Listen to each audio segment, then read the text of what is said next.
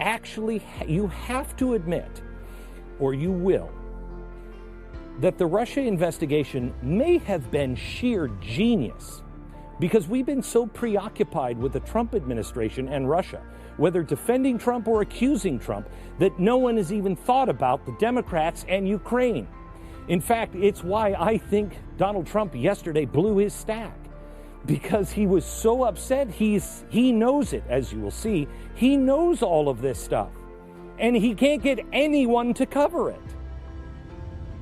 For 2 years, it has been nothing but Russia, Russia, Russia, and the media has been laser focused on coverage from that angle alone.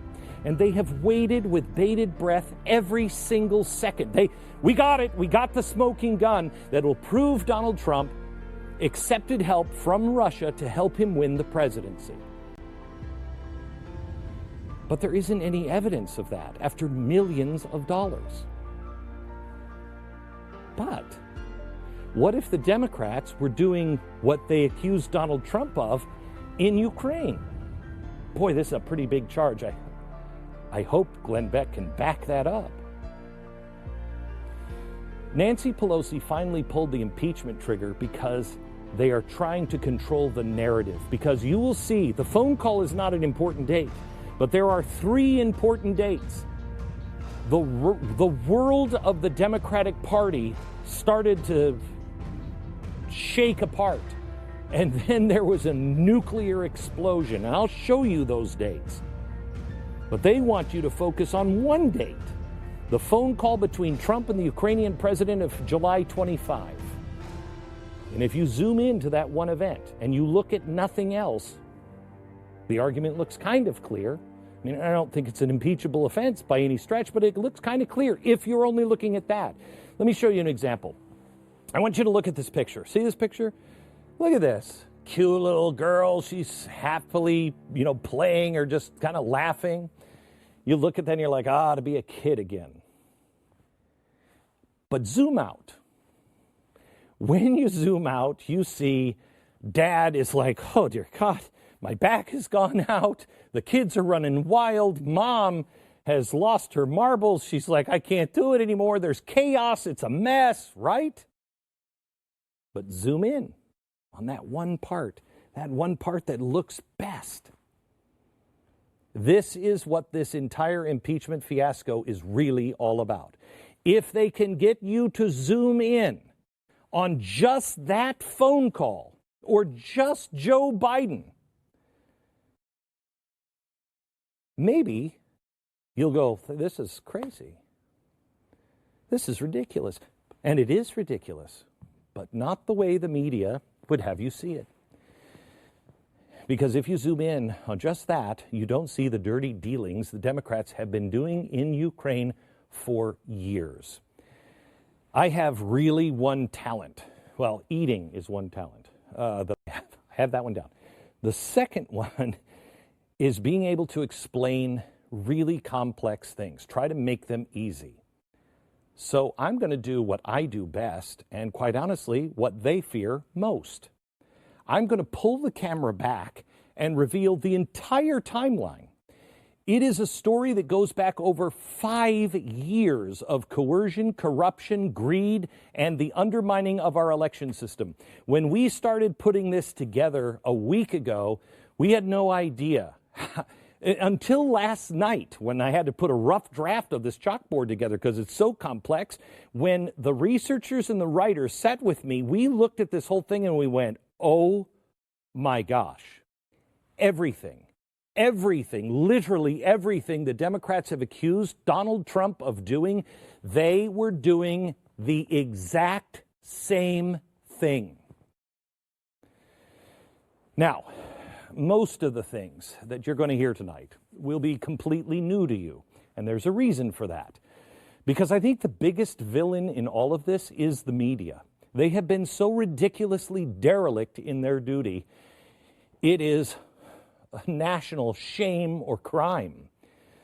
But I want to show you that everything I show you tonight is backed up with facts. backed up with solid reporting from journalists from the AP, the Washington Post, the New York Times. All of these facts we will show you tonight, and then we will have them ready for you to share with your friends tomorrow at 9 a.m. Eastern at glennbeck.com. I want to lay this case out methodically, but as I said, it's very complex. In fact, it's the most complex thing we've ever tackled. About 4 hours ago, I wasn't sure we were going to make it. We have not rehearsed any of this because we've run out of time. We have spent a week just trying to get the timeline right. We have checked and rechecked all the facts. We have had attorneys look at everything. We have outside eyes looking at everything. We've had things translated 3 different times. The media is counting on this being extraordinarily confusing. They expect you to be dumb or derelict in your duty. But I don't believe Americans, Republicans, Independents, or Democrats are that. They don't want to see corruption in their country or their country lost. I still believe that the American people, not the people necessarily in the parties, but the American people are honest and just. And all I ask is that you listen to the facts of a different narrative and see if there isn't a reasonable doubt. See if by the time we get to the end of this timeline, you don't say to yourself, okay, somebody's got to look into this. Now, I started looking into the facts with my team, and maybe it's because I'm oldish, but I immediately thought, this is just a bad episode of Columbo. Watch.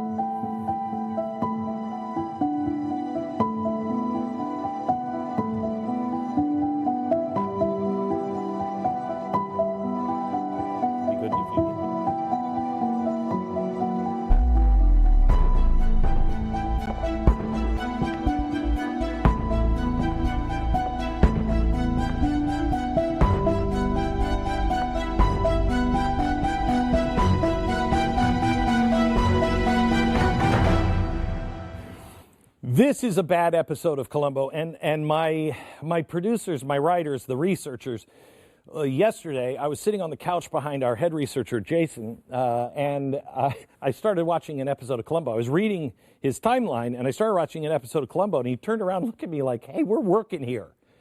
And I'm like, I am too. Give me a second. Because as I look at the timeline, and you will see this, it's a bad episode of Columbo because it happens exactly the same way. Every episode happened the same way, and this is happening just like, including the bad acting, of a bad Columbo episode, okay? First thing that happens, and I want to show you this, first thing that happened is the villain, the person who killed the person, is always trying to help Columbo solve the case, all right? Watch. What do you think? I think that I'd better try and help you. Because you're going to ask me to, aren't you? You did it again, sir. You read my mind, would you? Oh, that would be an honor. Detective Lucerne helping me. Wait till I tell my wife. Now, just consider yourself Columbo tonight. The villain always helps solve the case. Then there's always a dupe. Somebody that thinks they're trusted, thinks they're loved by the killer. And they're the alibi. Somebody who's always in there going, no, that couldn't have happened. Watch. Alone in my room, probably with some idiot script. You were not. You were watching a ball game with me. I was. Ball game. Oh, God, I hope I wasn't. I hope I was alone. I hope it was... But you weren't alone. Listen, Lieutenant, he's upset. He's nervous, you know. He... Mark, for God's sake, will you stop it? This isn't one of my shows. This actually happened, Claire's. This is the Constitution. Claire's dead. Now, will you take that soup and get out of here? I can't take any more today. Will you just get out of here? So the dupe always is the alibi. The villain, at some point, slips up because they have additional information that they shouldn't have. Watch. She not only didn't want to go for, she didn't want a cheeseburger either, and that she was going to get a sandwich over at Tony's. And she said to tell her husband the same thing. I see. Well, no, you don't, sir. I mean, you must have seen before. Because you were in the room when she took the call, weren't you? What? She made it from this dressing room. I don't know. I'm not sure. I'm not in the habit of listening to other people's telephone calls. No, not in the I didn't know that Claire was going to Tony's. Got it. Okay. Then because they suspect that everyone knows, what they have to do is they have to admit some of it. They have to make an admission with a sympathetic reason. They have to say, okay, so I have to bring you in on a secret. I haven't been entirely truthful with you, but you'll understand. Watch. Why don't we stop pretending that I'm brilliant and you're simple for one moment? I'm going to confide something in there. Anything you tell me, sir, it's between us, like the shoes. Lieutenant, my real name, so help me, Charles Kipling, and you're the only one who knows that. Now, Charles Kipling was in a little bit of trouble when Claire first found him. Actually, I was doing theater in Toronto. Claire and I hit it off big. She thought I had a great future. She persuaded me to leave Canada. And that was the beginning. The trouble straightened itself out, of course, but I've always been a little sensitive about it. You understand? Oh, I certainly do, sir. Stop. Just a little sensitive. So I'm telling you the truth, and please keep it between yourself, but there's some things that I'm sensitive about. Got it? Then, at that point, they have to create a new villain. Unlikely as it may seem, it just might conceivably be Donald Trump? Ward Fowler is the man we're after. Not Ward Fowler. You mean the murderer? Exactly. No. All right. So they've created a new villain. Then there comes that moment in every single episode where Columbo, remember that's you, Columbo says, you know, just one more thing that bothers me. This. Thank you very much. I certainly appreciate it. It's over. He's won. Wait for it. Wait for it. Oh, one more thing. Okay. He knows. And it always ends with the guy confessing, yet somehow or another, he is still innocent. You did kill Claire Daly, didn't you, sir? She was a blackmailer. And I killed her. And up to now, I'm glad I killed her. And I believe that in this killing, the murderer has the sympathetic part. There's a reason I put this up, and I'm going to come back to it in a minute. But first, let's think like a detective. There are three functions of a crime, three aspects of a crime that must be established before a verdict of guilt can be given. The suspect has to have the means, the ability to be able to commit the crime. They have to have a motive, the reason to commit the crime, and they have to have the opportunity, the chance to commit the crime. I want you to remember means, motive, and opportunity. Okay? We're being told the means, motive, and opportunity was Donald Trump was the president. He wanted to win the election, and so he took the opportunity to call the new president of the Ukraine for his own purposes. Okay, good. But it kind of makes you forget about everything else that happened in the Ukraine.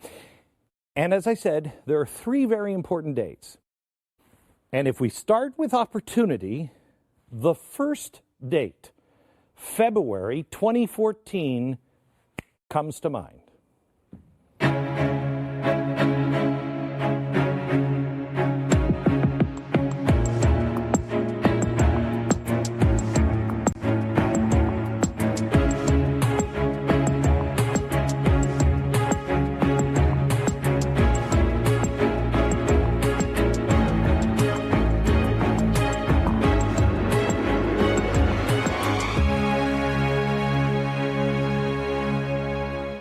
So here's where the rubber meets the road.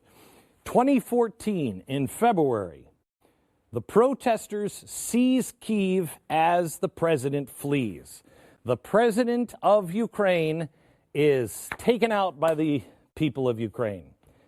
This is the first critical date. It gives people the opportunity to save the day. Now, if